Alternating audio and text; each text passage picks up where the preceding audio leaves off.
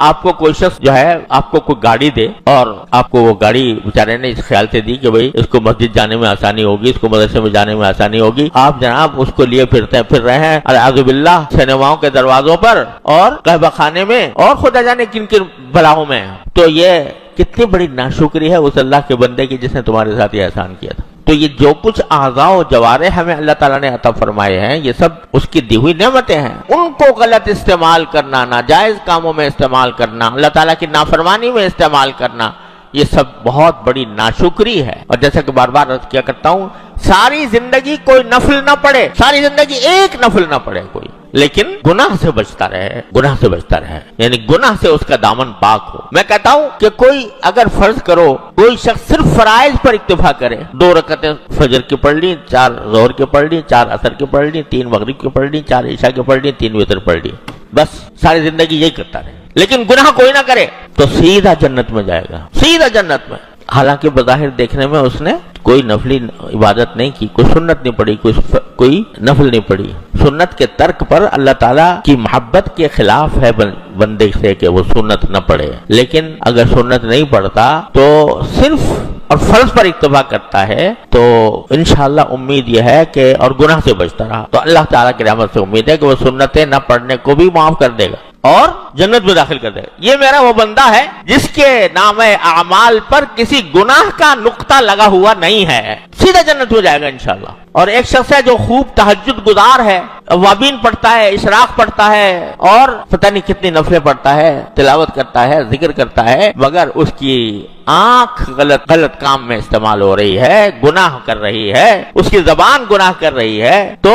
اس کے جنت میں جانے کی کوئی گارنٹی نہیں، بلکہ پہلے اس کو اپنے گناہوں کا بدلہ دینا ہوگا اور اس کے بعد پھر کہیں اللہ تعالیٰ ایمان کی بدولت اس کو لے جائیں گے، پھر اس کو اپنے نوافل کا بھی ثواب ملے گا انشاءاللہ، لیکن سزا تو ملے گی، گناہوں کی سزا ملے گی۔ تو اس لیے ہم جو یہاں پر جمع ہوتے ہیں اللہ تعالیٰ ہمارے اس اجتماع کو قبول فرما لے اپنے بارگاہ میں۔ تو اس اجتماع کا اصل مقصد یہ ہے کہ ہم اپنے آپ کو اپنی اصلاح کریں۔ اصلاح کے کیا معنی؟ کہ جو غلطیاں ہو رہی ہیں ان سے اپنے آپ کو بچائیں۔ اب میں نے عرض کیا تھا کہ آج کے معاشرے کے اندر ہمارے 2 عضو ایسے ہیں جسم کے جو مسلسل گناہوں میں مبتلا ہوتے رہتے ہیں، ان سے اپنے آپ کو بچانے کی فکر کریں۔ ایک آنکھ جس کا میں نے کئی بار ذکر کیا اور ایک زبان۔ آنکھ کا تو کئی مرتبہ عرض کر چکا ہوں، اللہ تعالی ہماری سب کی آنکھوں کی حفاظت فرمائے، سب کی آنکھوں کی حفاظت فرمائے۔ اللہ یا اللہ خوب مانگا کرو اللہ تعالیٰ سے، یا اللہ یہ آپ نے اپنے فضل و کرم سے مجھے آنکھ دی ہے، اپنے فضل و کرم سے یہ مجھے اعضاء عطا فرمائے ہیں، تو اے اللہ اپنے فضل و کرم سے مجھے ان کو آپ کی نافرمانی میں استعمال کرنے سے بچا لیجئے۔ اللہ تعالیٰ سے مانگا کرو، رو رو کے مانگو، مچل کر مانگو، اللہ تعالیٰ کو اپنا سمجھ کے مانگو، اپنا خالق سمجھ کر، اپنا مالک سمجھ کر مانگو کہ یا اللہ مجھے بچا لیجئے اس کے گناہ سے۔ اور دوسری چیز زبان، یہ بھی بڑی خطرناک چیز ہے، بڑی خطرناک چیز ہے، اس کا غلط استعمال۔ صحیح استعمال ہو تو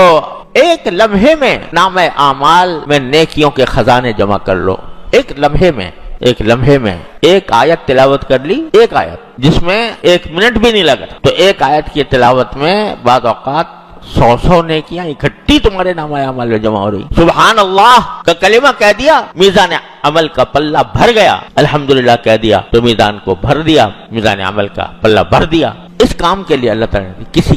کسی کے ساتھ آپ نے زبان کو استعمال کرتے ہوئے اس کا دل خوش کر دیا، جائز طریقے سے دل خوش کر دیا، تو اللہ تعالیٰ کہتے ہیں میرے بندے کو خوش کیا، میں اس کو خوش کروں گا۔ اور اس بندے کے زبان سے اگر تم السلام علیکم کسی کو کہہ رہے ہو، عادت پڑی ہوئی الحمدللہ کہنے کی، خیال نہیں جاتا، لیکن یہ ایک السلام علیکم ورحمۃ اللہ وبرکاتہ کا کہنا یا اس کا جواب وعلیکم السلام ورحمۃ اللہ وبرکاتہ دینا، یہ ڈھیر لگا رہا ہے نیکیوں کے، اتنی بڑی دولت ہے جو اللہ نے عطا فرمائی۔ لیکن اس کا غلط استعمال اللہ بچائے۔ غلط استعمال کی حالت یہ ہے کہ حدیث میں رسول کریم سرور دو عالم صلی اللہ علیہ وسلم سے یہ ارشاد مروی ہے کہ آپ نے فرمایا کہ انسانوں کو جہنم کے اندر اوندھا لٹکانے والا، یعنی جہنم میں اوندھا کر کے پھینکنے والا کوئی گناہ اتنا سنگین نہیں ہے جتنا انسان کی زبان کے گناہ۔ سوشل میڈیا پر سب سے قدیم اور سب سے ریلائبل برانڈ درسقرآن.com